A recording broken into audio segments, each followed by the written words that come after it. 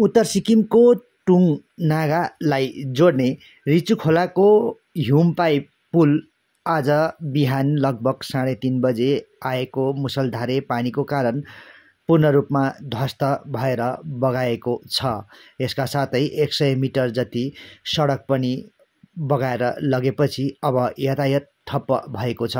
उत्तर सिक्किमको लाचेन, लाचुङ, युमथाङ र गुरुदोङमार जाने वाहनहरूको डाउन यही बाटो भएर चलिरहेको थियो भने यो ब्रिज बगाएपछि अब यातायात पूर्ण रूपमा ठप्प भएको छ भने अब पुनः सफु फेदाङ हुँदै यातायात अघि बढ्नुपर्ने पर्यटन हितधारकहरूलाई जानकारी दिएको छ।